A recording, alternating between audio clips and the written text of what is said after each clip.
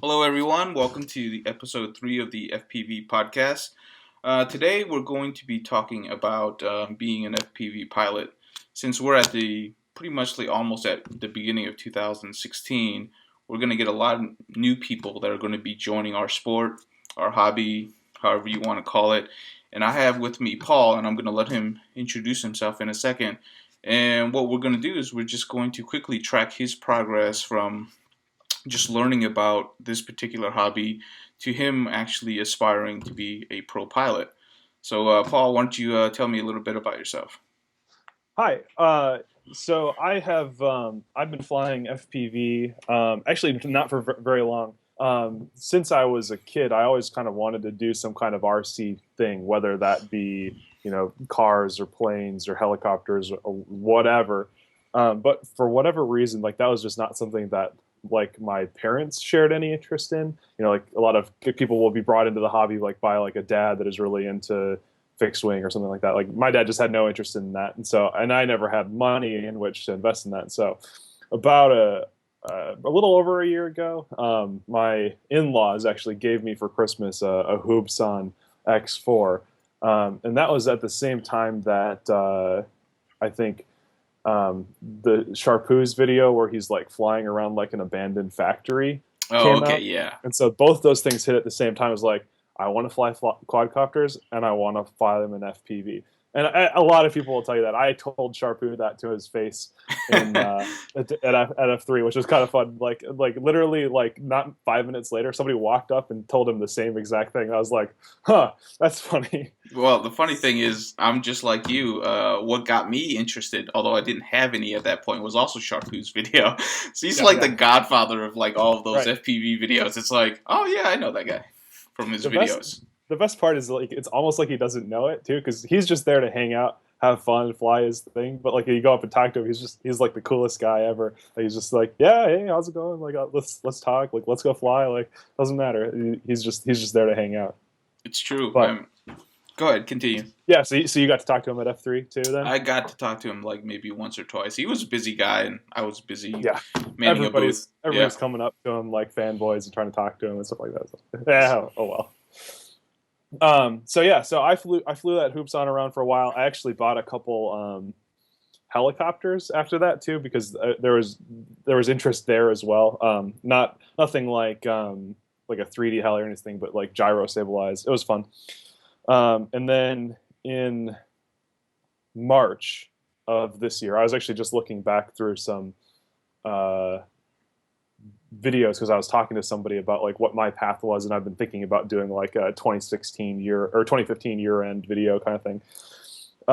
And it was in March that I bought the Mini Quad Bros ZMR 250 kit. I definitely recommend going and checking that out if you are looking to build your own quad. But I bought that, built it up, and after dealing with a bunch of little problems here and there, ended up doing my maiden, and I double checked. It was March 15th of this year was the first time I ever flew a non-toy grade copter, one that I had built myself. And I flew that line of sight for about a month and a half or something like that. My wife's got me on a pretty strict budget that Yep, everybody's got a so budget. I needed to buy more batteries first, and then I finally bought all the FPV gear. And so I think it was in June that I first flew FPV.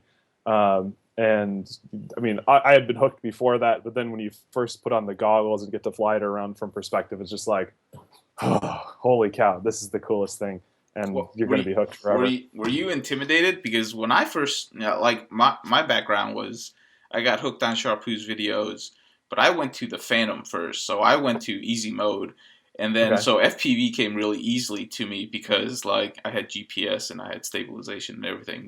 What was your feeling? Because like you didn't have any of that when you first put on the goggles, or was it a display for you, or was it goggles? sure. There's three things that I would say about that. One, I spent a ton of time on like Reddit and RC groups and all those kinds of places, like researching like how to have a fairly successful maiden flight in FPV. Um, and so I kind of had been exposed to like do this, not this, fly this way, not this way, and I could talk about all those things. the second thing was that a lot of people had compared it to flying helicopters in Battlefield 4, and that's a video game. Right. And I have like 350 hours in that game, and I aced the helicopter pilots and stuff like that. So like it made sense. Like I understood, like you're maintaining planes to kind of move in the directions that you want. Like that was familiar. And then the third thing was that I met somebody local that had gotten into FPV like a couple weeks before me, and he let me fly his. And so he kind of carefully let me fly his quad in perspective after I had already been flying line of sight for a while, and that made it really easy to kind of he walked me through the what would be the maiden flight for my quad. But so I had maybe 10-15 hours of stick time of line of sight acro mode before I ever flew FPV. So I wasn't ever really nervous about the mechanics of flying because I was very comfortable with them. Does that make sense?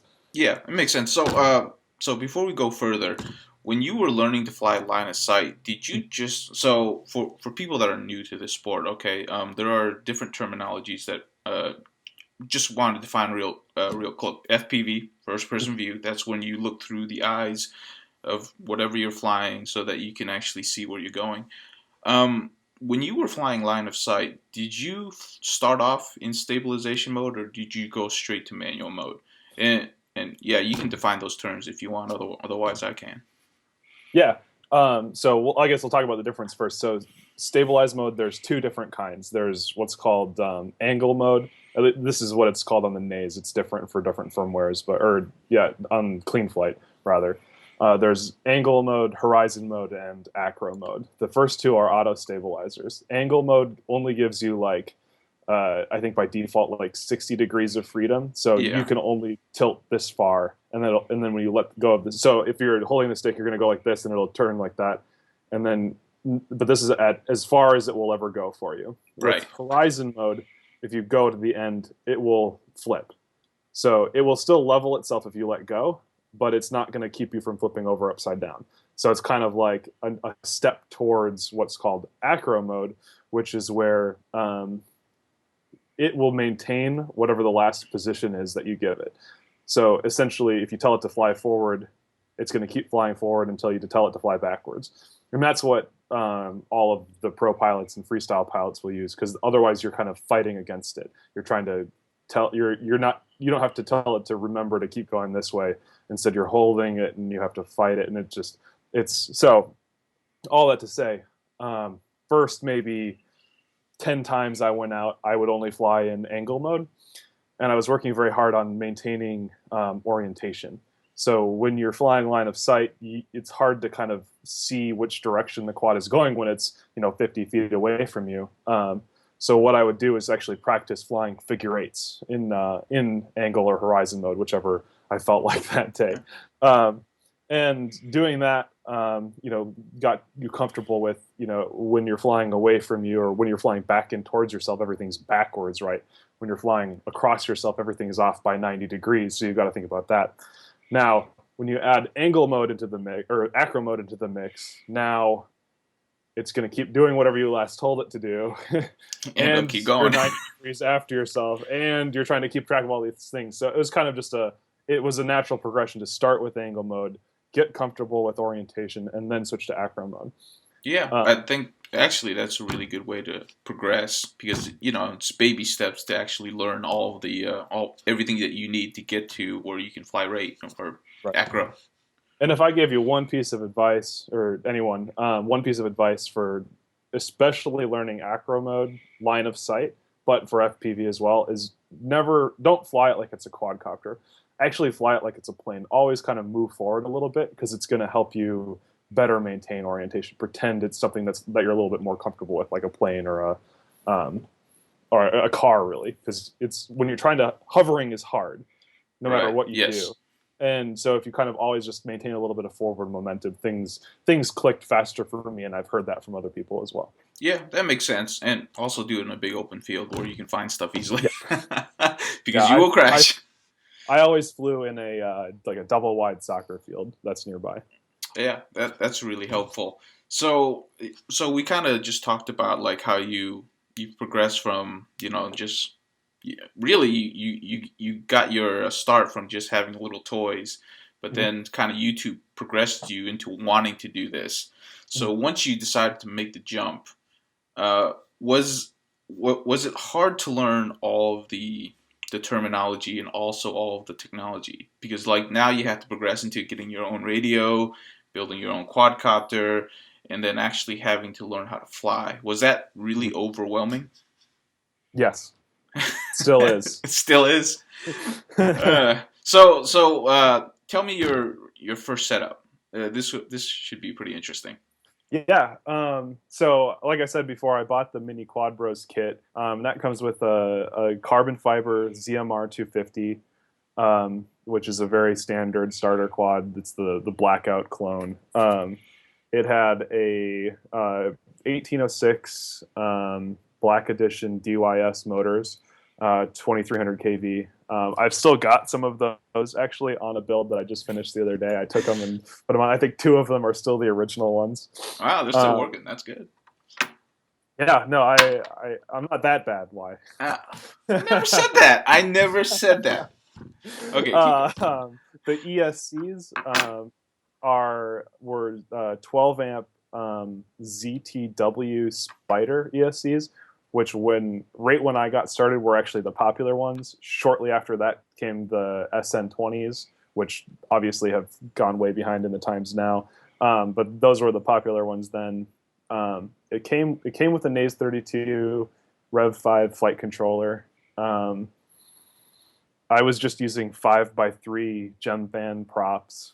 Um, and I bought a stash of Nanotech 3 cell 25 to 50 C 1500 milliamp batteries, a lot of which I still have and use fairly regularly, actually. Really, I didn't know that. So you got all that in the kit. Obviously, in that kit, included no FPV gear, which is fine for starters, right? Yep. Mm-hmm. Uh, I recommend to everybody to learn to fly line of sight decently because it helps you when you're testing. It helps you if you have an issue with your FPV gear. I've pulled off definitely. my FPV gear to land at line of sight because of problems that I've had. That just increases the safety level and it's nice to have like if you're ever out in the field. And I only have one set of goggles. Um, if like somebody wants to come up and like, hell, oh, can I try it? And then you can put the goggles on them and kind of fly around line of sight a little bit, and they're just That's like, true. whoa, this thing. That is Um, actually true. Yeah, it's a good but yeah, idea. but Uh, yes, learn to fly line of sight. so uh, how did you decide on what transmitter or radio to use the remote control? Opinion. I spent a lot of time on Reddit and RC groups, and everybody said, get the Tyrannus. You're not going to regret it. It's a little bit more of an investment than some. It's actually really cheap compared to more traditional systems like Spectrum or Futaba or Grokner or um, Yeti, Mhm. Eddie, something like that. I can't remember. But it's expensive when you're considering getting started, and when you're like, I already paid $200 for a quadcopter. Why do I need a $200 transmitter? But you'll grow with it. It's got 16 channels. Like it's more than you'll ever need, and it's awesome. Yeah, actually, just one thing to point out to especially new viewers or new enthusiasts, you will go through quadcopters. You will very rarely go through transmitters. So Yeah. buying a good transmitter will actually save you money in the long haul. It's actually one of the things that I tell a lot of people is that people generally don't spend their money in the right spots. Having a good transmitter will really help you, and also having a good charging system. But most people skip the charging system as well. But Yeah, I am getting close to the point where I want to upgrade my charging system. but yeah, I mean, you actually got pointed in the right direction like really quickly. There, you actually had what I consider to be the longest learning curve, right? Because you were actually learning to fly while building. So it's Mhm. actually really difficult to know if you built something wrong or if you're just flying poorly. Yeah. That's one of the issues that a lot of people have, and I actually have no, I have no really good advice on that unless you have a friend that can help you with the build and know that you're squared away on your build so that they can tell you, yeah, you're probably just learning how to fly. So that's one of the difficult things. One of the things that I liked about having the kit was that because it's the same set of equipment and set of parts, he was actually able to provide the settings, the proper PID settings for that particular build with that kind of battery, with those kind of motors, and it actually flew really well. I didn't know it at the time because I sucked, but I switched from, because that kit originally, or back then, came on base flight with a set of, which is an older firmware. I upgraded to clean flight and then tried to do my own tuning, and the thing flew like crap. And it was then that I realized how important and nice it was to have somebody already pre-tune your quad so that you can get used to flying before you have to figure out how to tune well. Does that make sense? Yeah, it makes sense. Actually, really good point right there is that if you are a beginner and you want to start buying a kit that already comes with pre-tuned PIDs or PIDs. Do you want to go into PIDs at all? I don't know.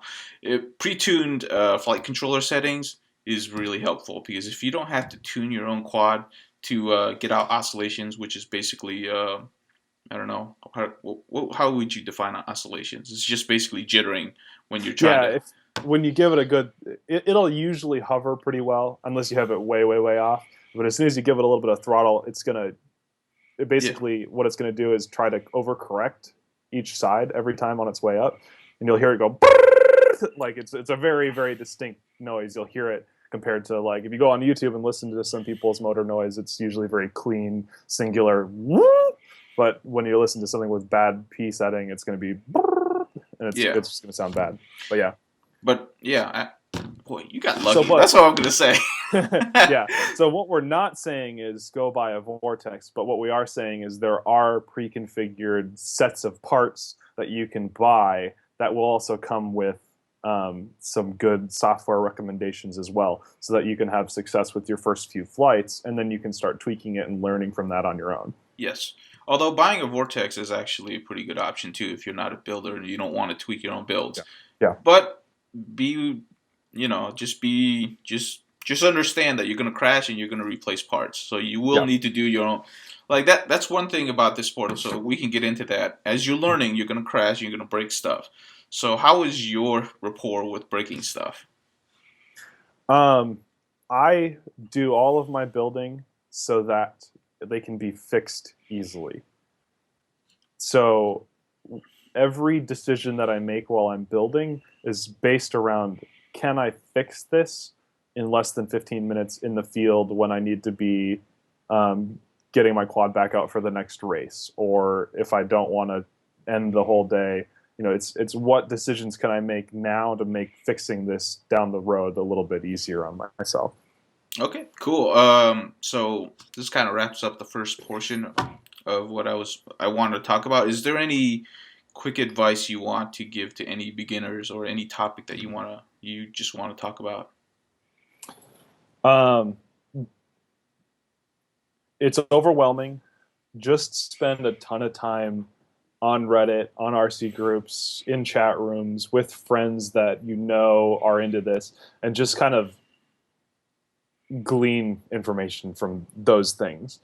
Just read stuff, read things, and just kind of pull in as much information as you can, so that when you do have a problem, and you will have problems, you at least know you have a framework on where to start. You know in which direction you need to go to find that answer. You know who to talk to. You know what resource to pull in. You know if it's hardware or software. But yeah, all I can say is get as much information as you can, and then work outwards from there. It's very true. It's one of the sports where it can actually be very frustrating at times, and sometimes you just need to walk away from it and then just come back with a clear head the next day or weekend. I've had a quad that hasn't been flying well for almost a month, until like a couple days ago I was finally able to fix it and found the problem. It's just like, and that's after having spent 9 months like learning about all this stuff, and I still couldn't solve that problem. My friends couldn't solve that problem. People that are way smarter than me couldn't solve it. I was just like, what is going on? But oh yeah, have 2 quads. That's my other piece of advice. Actually, that's my advice for almost everything. If you like it, build another one. Okay, so so next topic. So you got into the sport. still progressed, still liked it. What transitioned you from being a hobbyist to being a real serious enthusiast aspiring to be a pro? So what was that? What was that click in your head that says, "Oh man, I really just want to do this"? Hmm. Is there, can Let you me think pin? about that for a second. So what I think so. There's probably a couple things that go into it. Um, I'll kind of touch on each of those. So I think one of them is that it's like it is all consuming to me. That's probably pretty an unhealthy thing to some degree, but I think about quadcopters all the time. I all I want to do is go fly. All I do is talk to people about quadcopters. People ask me, "What are you doing this weekend?" I'm going to go fly drones for fun all the time. I'm driving to Atlanta. I'm driving to Louisville. I'm driving to Chicago. Like that. So when something starts taking over all of your time like that, there's something that's going from beyond a hobby to like this is now becoming something that is the only thing that's in my mind. Um, in a way, I don't consider it a hobby as much now as I do almost like playing an instrument or like becoming good at a sport or becoming a runner or something like that. It's a hobby is just something that and there's exceptions to this rule obviously, but like a hobby is kind of something that you do for fun. You're not out there necessarily to get better at it or to that's not the goal. The goal is to learn something and to do something. With this though, like I go out and practice. I go out and talk to people. I go find other people to do stuff with. It takes it from a level beyond just like some activity that I'm doing to Right. almost a lifestyle. And Yeah. that could be good or bad either way depending on what you want.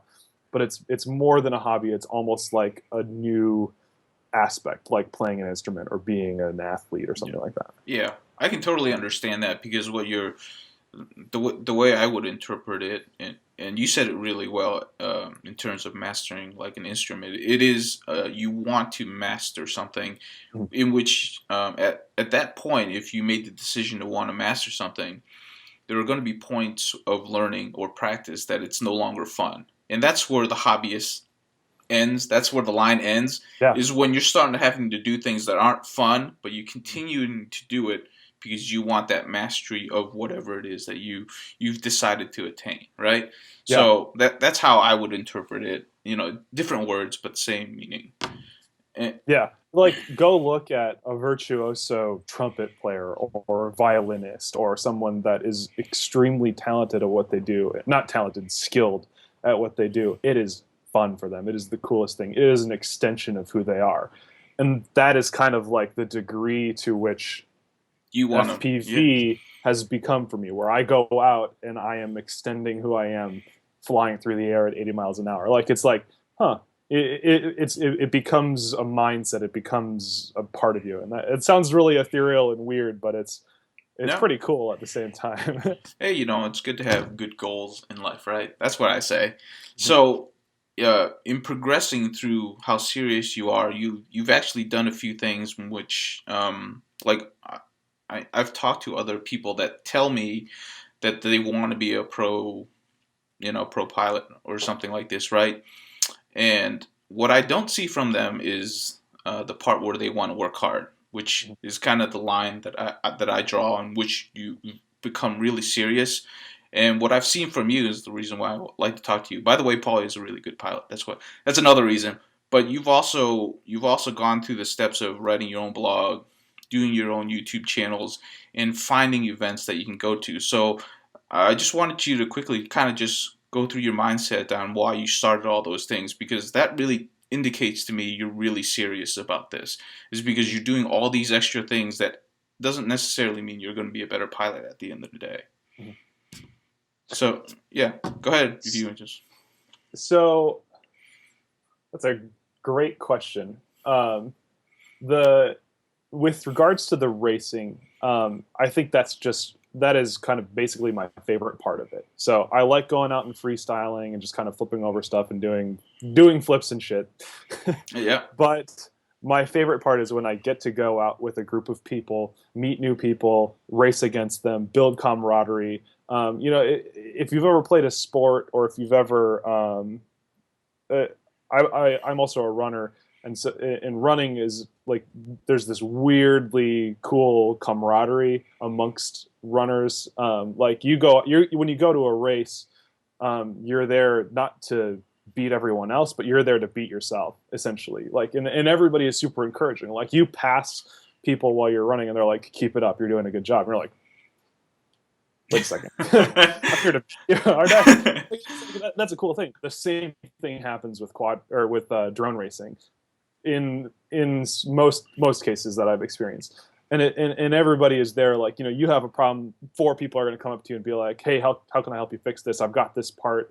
Oh, just keep these props, they're free, don't worry about it." Blah blah blah blah blah. And all of a sudden you start to have this really really really cool passionate community of people that all want to help one another. And no matter who you are or what you're interested in, that kind of community is the thing is just like one of the most human things. Like it's being a part of a group of people that all care about each other and love each other regardless of who they are. And it's just like, huh. So I like racing a lot because of those things. Yeah, cool. And flying and stuff is fun. But so like part of what you're doing to really give back to the community, and it's really cool, is like I'm just going to touch on each one of them. You tell me what you get out of it, or what your enjoyment of it is. That you have your own website, you write your own blogs, and you do a really good job of it. Like your F3 Expo blog got a lot of attention. A lot of important people actually read it. So what engages you to actually go and write these blogs, because they're really long and they're really good, so you obviously spend a lot of time on them. So what are your thoughts on those? right. And so that community aspect is kind of what's led into that. So the philosophy behind me as a pilot, behind my YouTube channel, behind my blog, behind the time that I spend on Reddit and Facebook and RC groups, whatever, is all around the idea of what does it really take to become a professional pilot or to become the best pilot that you can be. So we get to go out and watch Schizo and Steele and Chad and Stinger Swarm and everybody, all of these professional pilots do incredible, amazing things. But for every 3-minute video that we get to watch, there's 30 hours of them fixing, building, practicing, editing, blah, blah, blah, blah, blah, to get to the point where they can make those 3 minutes of just raw awesomeness. Does that make sense? Yep. So all of my content and what I'm working on and what I'm trying to provide for people is, what does it really take to get there? What are you thinking about when you're on the bench? That's my bench right there working. And when are you, what are you going through when something goes horribly wrong at a race or whatever? And most of that is crafted around what does it take to be a racing pilot, because that's kind of what I'm more interested in. But that flows into aspects of freestyle and the rest of FPV. So all that to say, continuing to become a part of that community and to help build an aspect of support almost for people that are going through the 30 hours instead of the 3 minutes. Definitely. Yeah. I totally understand, because for every minute video, you're spending probably an hour in the background trying to prep for it, shoot it, get it right, reshooting it, stuff like that. I totally understand. So, so I know about your blog, I know about your YouTube channel. Is there anything else coming up in 2016 that you're planning, and you if you want to announce it, obviously? It's what are your projections for 2016? For myself or for the sport overall? You can answer both if you want. For myself, honestly, I haven't thought much beyond what I'm currently doing. I've been toying with the idea of doing some live streaming kinds of things. Like if I'm ever sitting down to do some work on stuff, open up a Periscope or a YouTube streaming or something like that, to just be able to talk to people while I'm working on stuff. Because I like working on stuff, but maybe it would be fun to kind of have interact a conversation. Yeah, exactly. That's actually a really unique idea, because as you're working on your quad, to be able to have people looking and maybe answering or asking questions. Yeah, exactly. Yeah, yeah, it's a good idea. Yeah. Anything else? If not about yourself, what do you think about 2016? I'm not totally sure what I think yet. FPV racing for the pilots is becoming more and more awesome. There's a lot of really, really cool things happening that we could talk about for hours. The limiting factor right now in my mind is that there is a very, very low point of return for spectators. So sports do well because they can get money and attention and interest from individuals that can't play football or can't play soccer, even though maybe they've played a couple times or whatever. It's not really that. It is super engaging for them. Sports are. FPV racing, however, there's a lot of really cool content that comes out of it.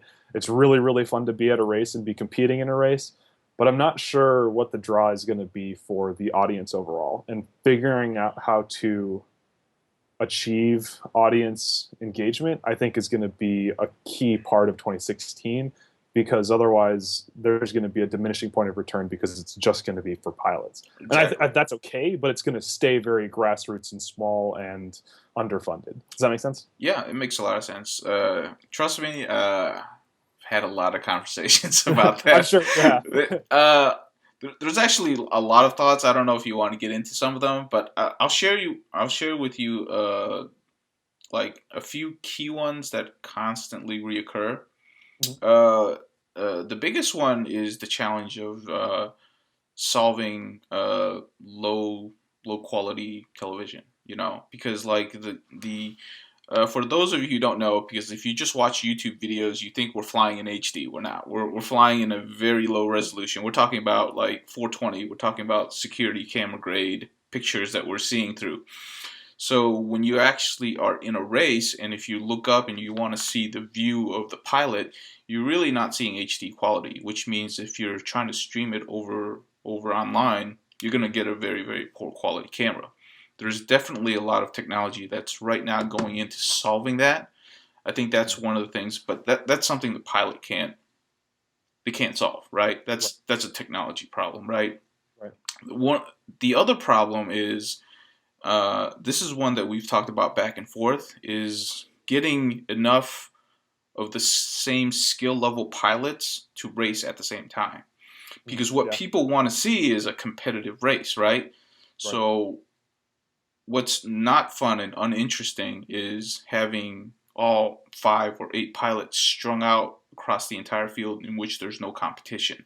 Right. You know who first is going to be, and he's going to be first for the next 10 laps. That's very uninteresting, right? Yep. So it's one of those things where we need, I don't know, we need enough pilots to be able to get enough of them. I'm not saying they all need to be pros, but we need to have them at the same skill level, and the organizers need to group them into the same skill level to where it's interesting to watch, because sports is about competition. Right now, when I go to these events, especially any of these events, it's very clear who the high tier teams are and who the low tier teams are, and you can almost judge just watching practice who's going to win.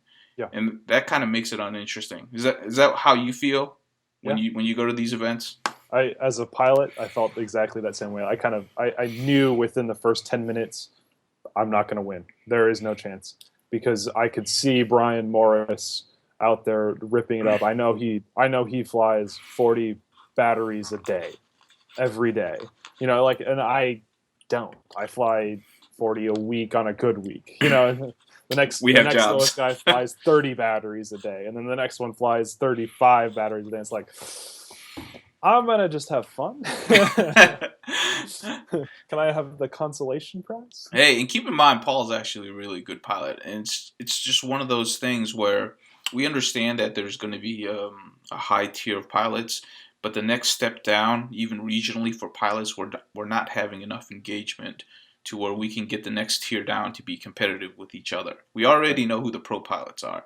That's great, but there's not enough pro pilots even, really, because so sponsors, you hear that?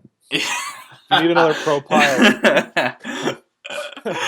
It's tough. So those are two big things. Really, the next one is that just so I've given you one at each level, one technology, one about the pilots. I'll give you one on my side.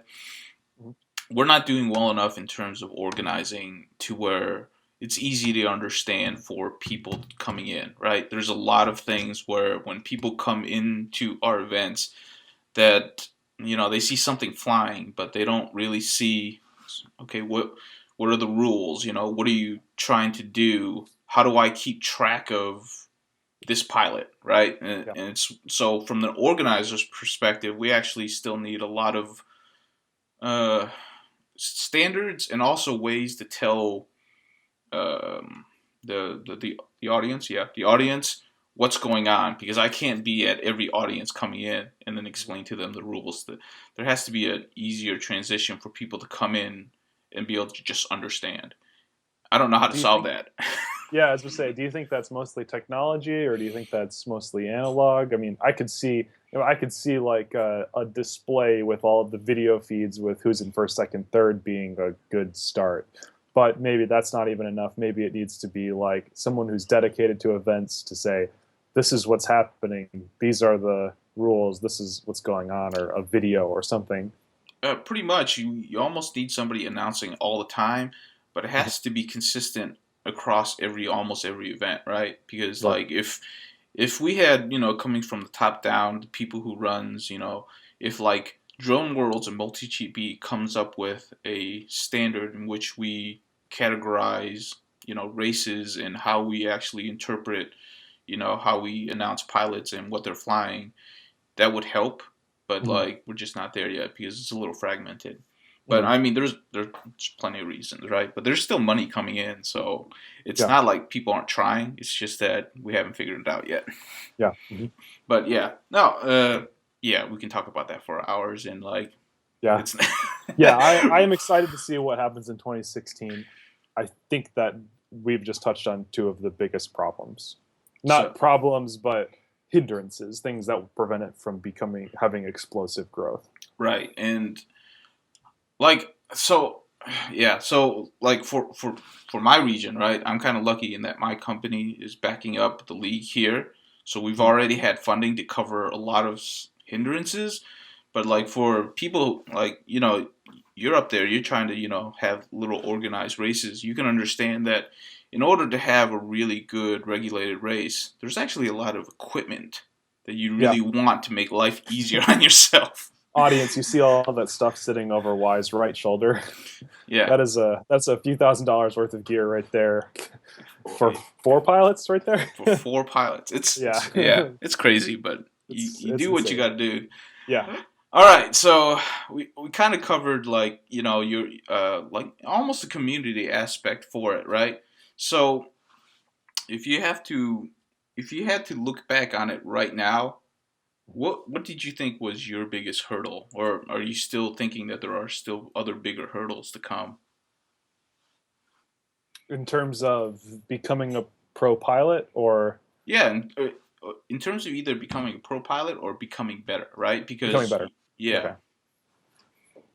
Um, let's see. At the very beginning, it was definitely information, learning how to build. I mean, I think I spent 2 weeks trying to figure out what the right um, power supply for my battery charger was. I mean, like, things like yeah, that are just like, you wouldn't think they'd be overwhelming, but you see this. There's no clear one answer for all yeah, of the myriad products out there that you could buy, and I was just like, like you just yeah. I sometimes know. it just gets a little overwhelming. Once you hit a certain point, it's how to ask the right questions, and that's the case with anything. You be a programmer, you work at a bank, you do, I mean, whatever it is, like, you once you have enough information, you have a framework for building more knowledge. There's not a good place to start to get all of that information. That's very true. It's tough. So Yeah. what do you have a hurdle that you trying to get through right now, or is The next issue for the current issue for me is getting enough time in. stick time? Yeah. Yeah, I went to F3 Expo, which is probably one of the bigger events currently in the world for FPV. They had racing there, and I got to talk to second place at Drone Nationals, first place at IDRA, which is a California thing, first place at F3. I mean, I just got to talk to them for a little while, and all three of them said, stick time. You need to spend time burning batteries. You need to go out and race. Brian Morris, or his name is, or he goes by Brain Drain. Really, really cool guy. I love talking to him. He flies 40 batteries a day. He said he burns like 4 VTXs a week. He goes through like 20 antennas, in a month or something like that. I mean, he's sponsored, so he can go out and spend all this time and money.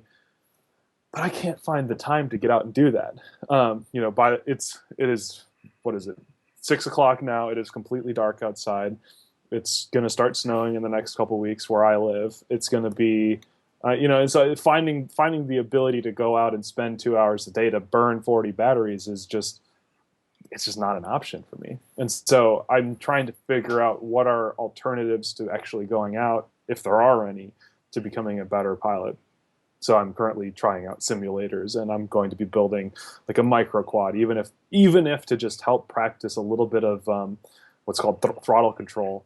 I'm just trying to find little ways that I can continue to improve myself through the dark days of winter. It's just I'm not sure what to do yet. I don't have the answer to that question. Yes, I think the biggest issue is time right now. Okay, yeah. So talk to me because you've had time with simulators. What do you think of them right now? Is it good enough to where it can supplement real stick time? That's a good question. I don't think they are right now. No. I think getting to know your equipment, because your equipment is going to be different from the simulator, is going to be different from the next quad you build, is going to be different from this particular day, from that day, from these settings, from that. So everything is different no matter what you do. Everything's going to be slightly different. That being said, spending time on a simulator to learn throttle control and to learn the kind of patterns that you're going to be using and the lines that you're going to fly during a race, I think are valuable, but I think there's also going to be a diminishing point of return on that. Okay. Moreover, simulators are very, very close to video games.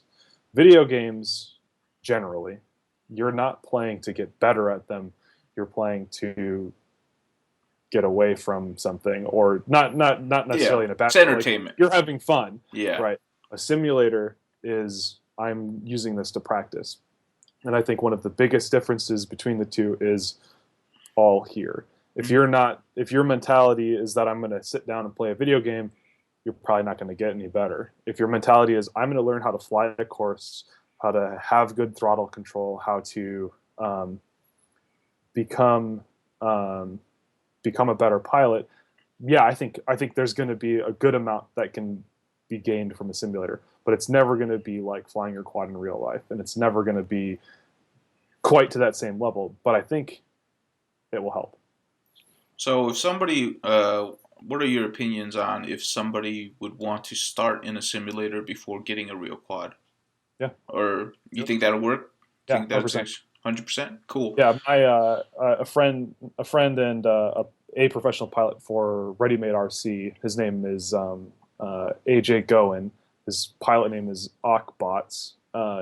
He was talking to me about when he wanted to start learning how to race, he just jumped in a simulator called Hot Props, put it on the level that is in a parking garage, so there's a ceiling, and practiced throttle control. So if he gives it too much throttle in a particular turn, he's going to smash into the roof or into a pillar or something like that.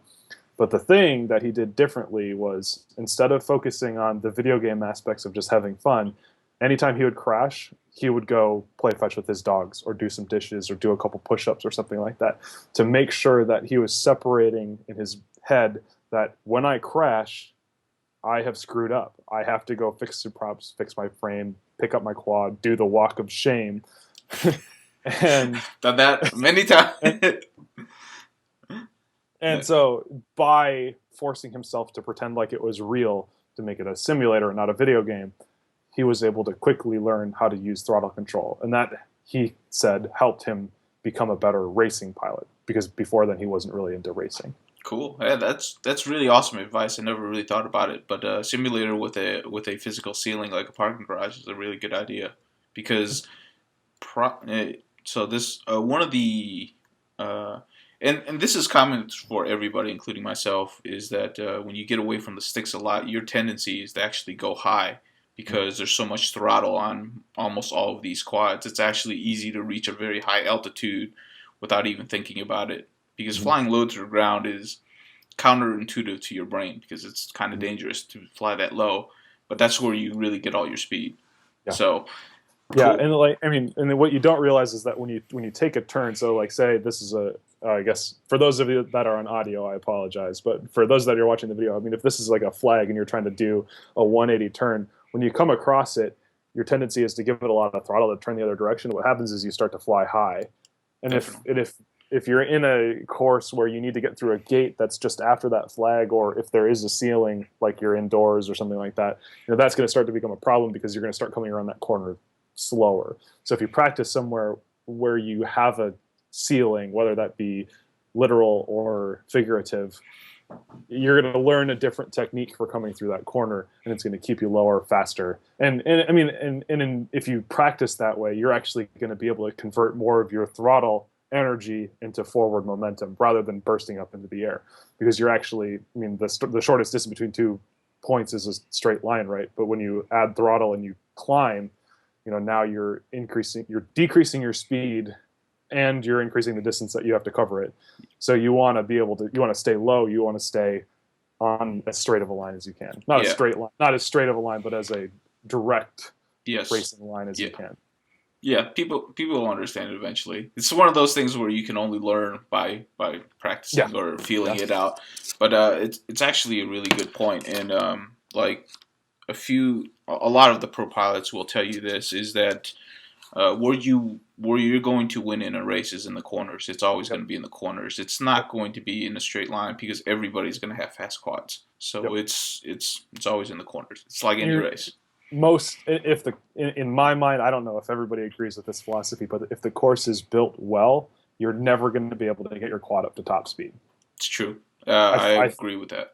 I think that levels the playing field, because the person that has spent 300, 400, $500 on their quad with, super high powered motors and batteries and ESCs and all of this stuff and super lightweight is just going to beat out the person that has, an average quad every time. And most of us have average quads, at least in the Yeah, grassroots, definitely. regional kind of Hmm. events. So you want to build your course to support both of those pilots having roughly the same chance of winning And based on their skill, not on their quad's yeah, power. which believe it or not, as an event organizer, actually. A well-built course to a beginner pilot is extremely difficult because like the easiest way to fly is in a football field and be able to fly loops around a football field. But Yeah, if you fly a well-designed course like the one that they had in F3 was actually, I thought it was pretty well designed. yeah, That's a challenging course right there. I mean, yeah. there were plenty of pro pilots that first time up they did not complete a lap. No, It was like dong. It's like, yeah. okay, yeah, this is tough. All right, so just wrapping things up, I just really quickly want your opinions about, because I know you're kind of passionate about some of this, is that obviously racing is your favorite, but racing is being segregated into a bunch of different types. Sure. There is the long style enduro racing that's being, I don't know Hmm. if that's actually the proper term, and then there's there's like the kind of like the parking garage racing, and then there's always like something in between. What do you Okay. think is actually going to become like the standards? Do you think that there are going to be standards? Uh, so are you saying, is there going to be one kind of race to rule them all, or No, just different what do you think the types. classes will be? No, just like different types of racing that you can Okay. actually specialize in. Like you can specialize in indoor racing, you can specialize in parking garage racing, Yeah. you can specialize in something else, right? So the three kinds that I've heard of so far, and one of them might be a little bit made up. But so you're talking about you're talking about endurance racing, which I like to call NASQuad. NASCAR. There we go. That's about right. NASQuad. Not my term. I think Ready Made RC came up with that one. That's I think that actually has some of the most potential right now because it's team based. It's very spectator oriented. There's a story that can unfold in a race. So there's something that you can kind of hang on to. It lasts a little bit longer.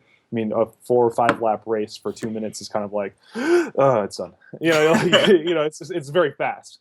But the endurance racing, it takes 10 minutes, 15 minutes, and there's a story that's unfolding. There's problems going on in the pits. There's different kinds of aspects of things that you can focus on and have time to kind of get. Then there's the individual racing, which is where it's one pilot versus one pilot versus one pilot versus one pilot, which is kind of what's been the standard so far.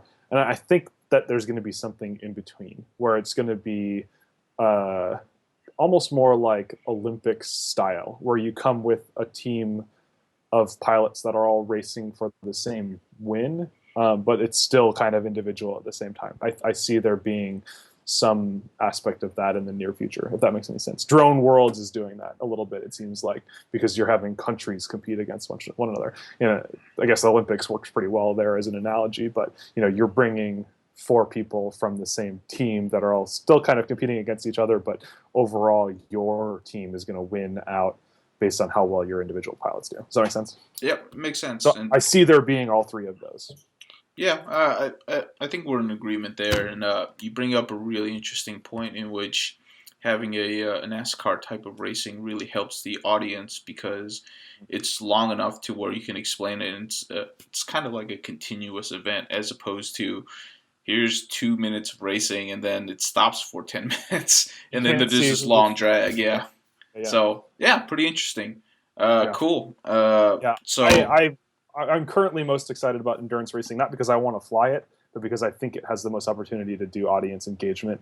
And I think there's a big opportunity for money to continue flowing in there too, because you're going to have vendors put together teams, and they're going to be building particular quads for endurance racing. And they're going to be now, instead of competing one individual against another, you're pitting immersion RC against ready-made RC. Like all of a sudden it's like, oh, well, we are better. Let's put more money into this and beat them. And you're going to start having bigger and bigger and bigger and bigger things to kind of have them compete. And that I think there's some interesting financial interest in that. Yeah.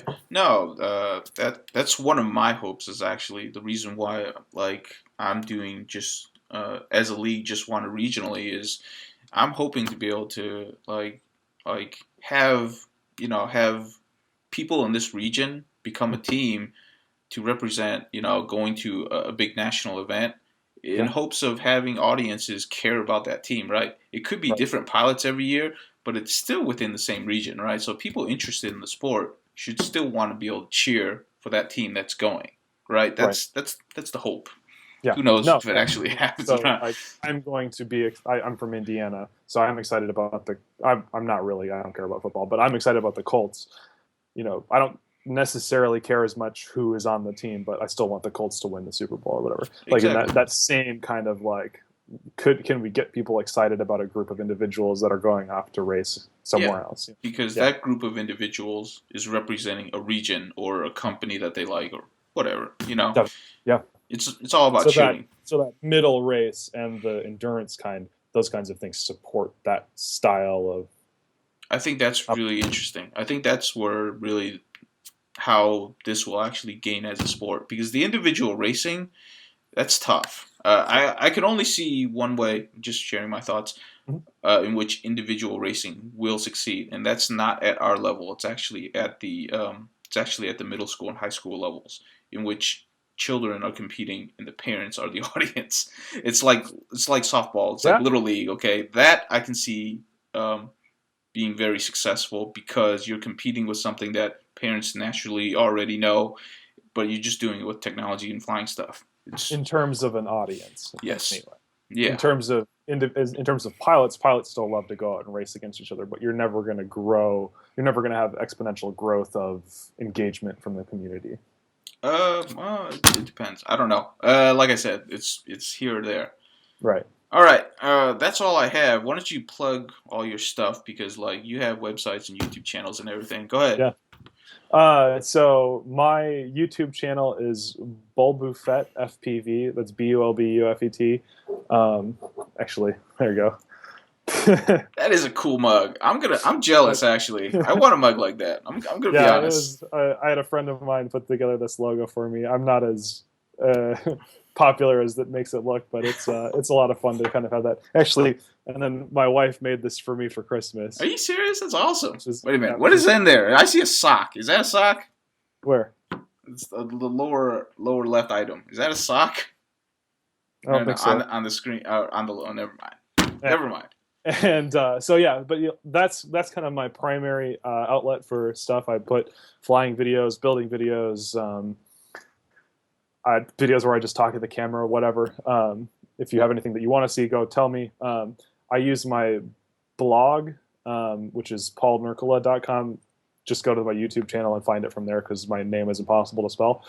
Um, and that usually ends up being supplemental to the YouTube channel. So I do a build video, and then I have these are the parts list. These are why I chose the parts. These are the PID settings that I'm using. Blah blah blah. It's all there, and so they kind of support each other. So if you want to follow any information that's on YouTube, the blog becomes supplemental. Okay. Cool. Those are your two primary things, right? I don't think you. I don't Yeah, think I have an there's Instagram account. I post pictures to it once in a while, just for fun. but I haven't pushed it very hard. Yeah. Yeah, I got you. Cool, man. Any final thoughts before we wrap up? Do it. Unless I mean, go get your quad, go build your quad, learn, have fun. It's not just a hobby. It's more than that. It is something that is going to continue to grow, and it's going to continue to become more and more awesome. And I think now is the time to become a part of it because you can help shape the future of what it's going to be. So go buy your Mini Quad Bros kit or whatever. Cool. I'm with you, man. All right. Signing out. Thank you for coming on the podcast. Thank you.